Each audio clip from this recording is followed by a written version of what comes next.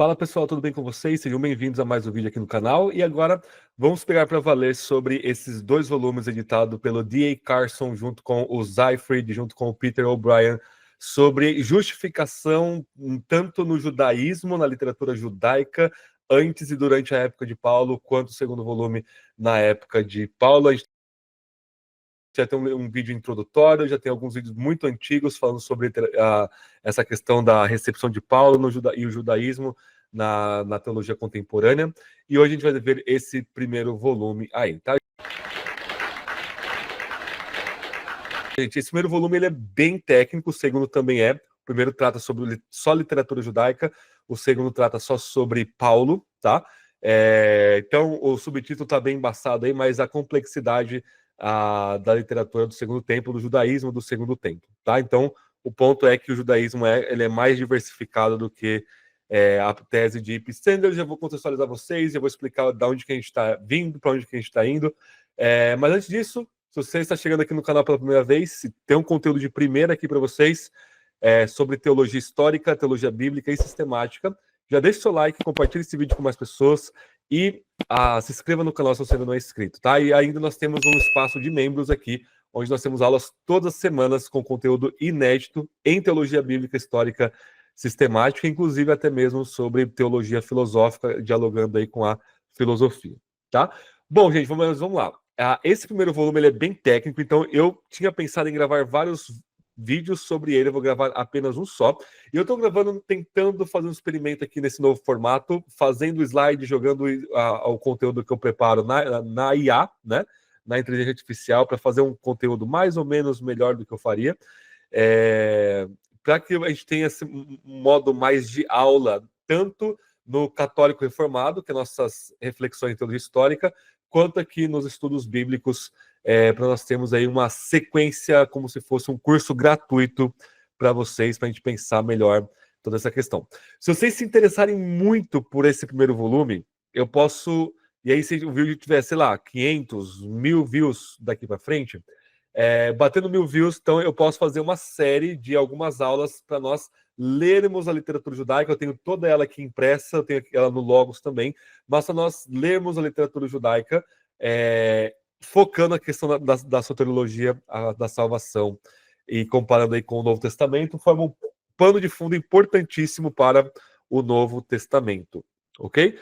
Então vamos lá, o título é bem estranho, né? O próprio Carson ele brinca com o título, né? Justification and Variegated Nomism, justificação e nomismo variado. Bom, como vocês devem saber, mas talvez tenha gente nova aqui no canal, E.P. Sanders, Ed Parrish Sanders, era um neoliberal, faleceu recentemente, que lá em 1977 publicou um livro que foi muito alvoroçado em toda a academia, e o livro chama Paul and the Palestinian Judaism, Paulo e o Judaísmo da Palestina, tá? É um livro gigante, então, final então da década de 70, 1977, e ele vai dizer que ele achou questão de talvez um livro, por exemplo, Quarta Esdras, por exemplo, mas questão de um livro, ele achou um padrão de religião, pattern of religion, que ele vai chamar, um padrão de religião em toda a literatura judaica, que é que ele vai chamar de nomismo pactual. Nomismo vem de nomos, que em grego significa lei, traduzido para o português seria lei, e nomismo pactual, a lei e a aliança. Qual que é o ponto? Que os judeus eles não eram legalistas, eles acreditavam que eles eram salvos, que eles entravam na aliança pela graça e pela eleição de Yahvé em relação a Israel, tá?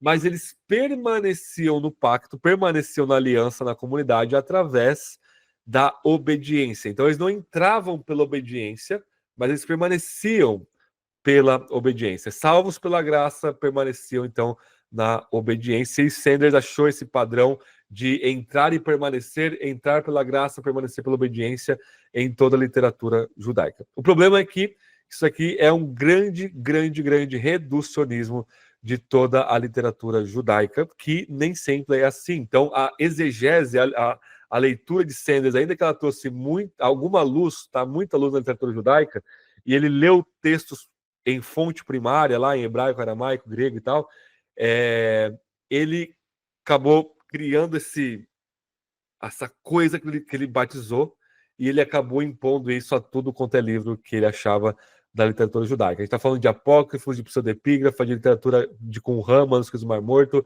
a gente está falando dos Targums, a gente está falando de Flávio Josefo, que ele passa por cima, né? Philon, e ele vai achar esse padrão. Ponto do Carson e vejam só que interessante, o Carson, na década de 80, 1980 e alguma coisa, fazendo a tese de doutorado dele, né?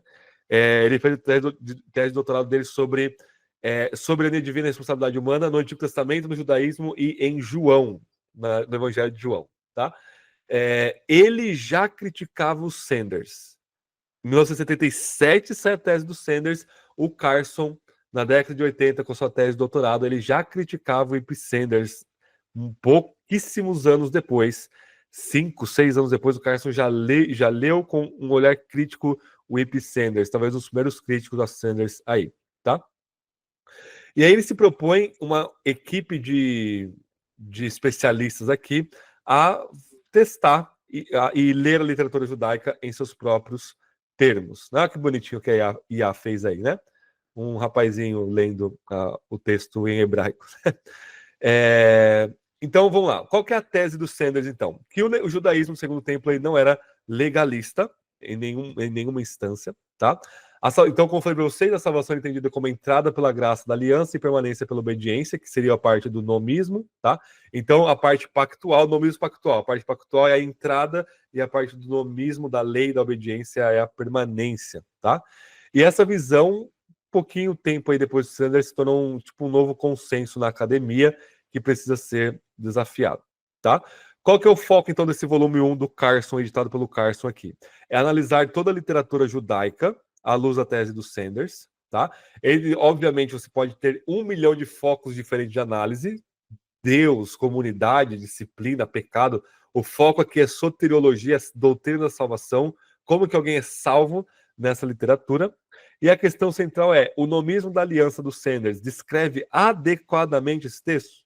Então vejam, gente, que esses 2 volumes eles não são uma resposta conservadora à NPP, às novas perspectivas sobre Paulo ou ao IP Sanders, tá? Existem outros volumes de outros autores fazendo uma resposta conservadora muito decente, muito devastadora aí, tá? Mas o foco aqui é puramente acadêmico, porque você tem aqui alguns evangélicos liberais, digamos assim, e você tem também católico escrevendo um artigo aqui também, tá?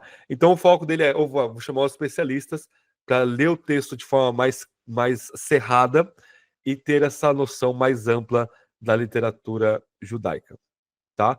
E aí nós temos 16 capítulos, tá? Cada autor focando aí numa área, como eu falei para vocês, nós temos um capítulo sobre salmos e orações da literatura judaica, pseudepígrafos, que é tipo 1 Enoque, Apocalipse de Adão e Eva e assim por diante. Nós temos um capítulo só sobre os Apocalipse do Richard Balkan, que é um teólogo bem conhecido do Novo Testamento, tá? Literatura de sabedoria, Philon de Alexandria, que era contemporâneo a Paulo, Qumran, que é o Marcos Bockmuhl, que faz a pesquisa, tá? Então, eu estou fazendo meu mestrado THM lá no Puritan, a PRTS, né, pelo Martin Bucer. A gente teve um módulo agora sobre Paulo e a questão da literatura recente pós nova perspectiva sobre Paulo. E a gente fez uma pesquisa bem extensa na literatura de Qumran, dos manuscritos do Mar Morto, e eu fiz uma pesquisa comparando com Paulo, e é muito interessante, é muito legal. A literatura de Qumran é uma fonte assim muito rica de pesquisa, tá? Eu tenho uma introdução, uma conclusão pelo Carson, fechando abrindo e fechando o volume.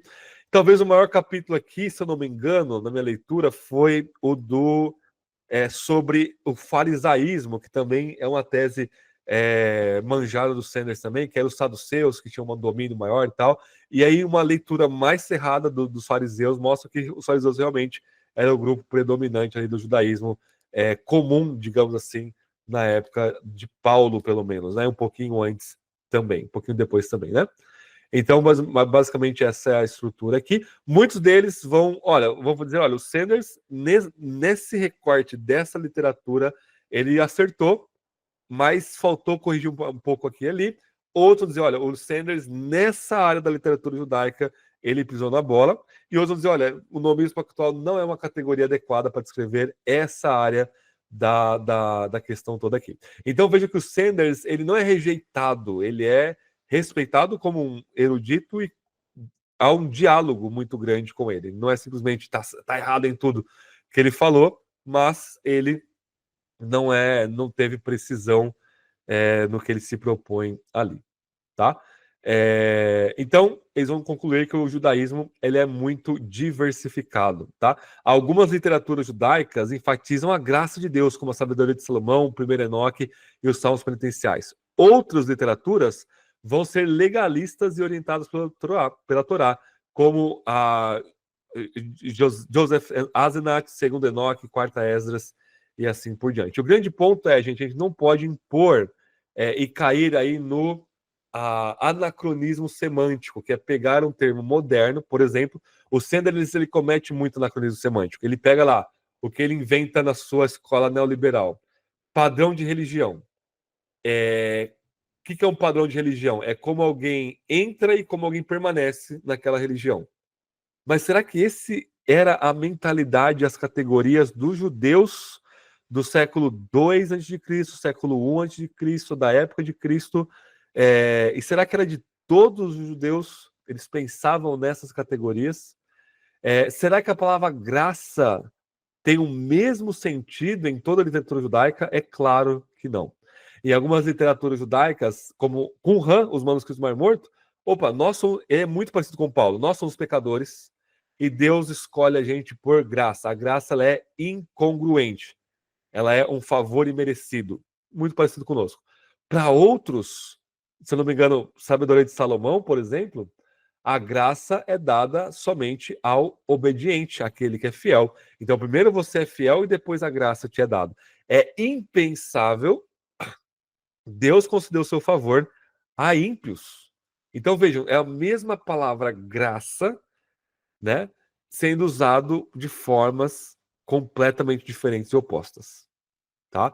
E isso mostra que o que a literatura judaica ela é amplamente diversificada, tá? Então, Nova Perspectiva está morta. Algum liberal ou outro aqui no Brasil que tenta ressuscitar ela, tá? Tá chegando aqui agora, digamos assim, né? Mas lá fora está morta. Quem fez o caixão da Nova Perspectiva? Carson, junto com a sua equipe de pesquisa. Esses 2 volumes, eles fizeram o caixãozinho da tese do Ibn Sanders, tá? Quem bateu os últimos pregos nesse caixão foi o John Barclay, no livro que tem em português, que tem resenha aqui no canal, Paulo e o Dom. Naquele livro, o Barclay, ele arrebenta o Sanders e muita gente ali junto, com muita classe, muita erudição, muita pesquisa, e ele não é alguém que eu concordo depois lá em Gatas e Romanos na análise dele, mas ele é alguém que vai dizer, olha, realmente Sanders está ultrapassado. Então, quando você pega uma tese recente e impõe isso, é muito provável que a sua tese vai ser datada, ultrapassada e imprópria, inadequada daqui a um pouco tempo. Isso aconteceu com o Sanders. Na última edição do livro dele, ele não se arrependeu de nada, ele não mudou nada, só fez um acréscimo aqui e ali, mas a pesquisa continua a mesma. Ele deveria ter revisto a sua própria posição com o tanto de material sendo produzido, falando que ele estava cometendo reducionismos e assim por diante. Então, a crítica dele é: os reformados, Lutero, fizeram um espantalho do judaísmo. E ele criou um outro espantalho que chama-se nomismo da aliança. Então, gente, vamos lá. Nem todo judeu, nem toda literatura judaica é legalista. Essa é uma correção legítima da NPP, das novas perspectivas, novas visões sobre Paulo, tá? Mas eles também não são protestantes. Eles não têm uma teologia calvinista.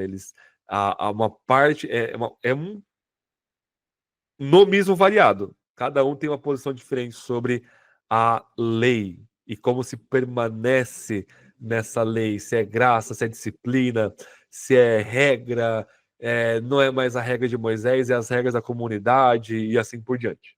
Maravilha? Então, esse estudo é fantástico. Nós temos aqui a graça da aliança, a fidelidade a Deus e a lei do nomismo intercalando em boa parte da literatura judaica aí, tá? Então nós temos esse primeiro volume muito bem estabelecido já no comecinho do nosso século pelo Carson, Seifert e O'Brien. Gostaram, gente? O que vocês acharam desse novo formato? Dá pra gente continuar assim? Preferem que eu apareça na tela toda? Falem comigo aí nos comentários. Deixe seu like, se inscreva no canal se você não é inscrito. Só por esse conteúdo, eu acredito que já acrescentou muito na sua reflexão, na minha pelo menos acrescenta. E a gente vai continuar então. Semana que vem eu entro no volume 2. E aí, dependendo da resposta aos vídeos, a gente gasta mais tempo aí no volume 2 do Justification e nomes variado, para variar entre português e inglês. Deus abençoe.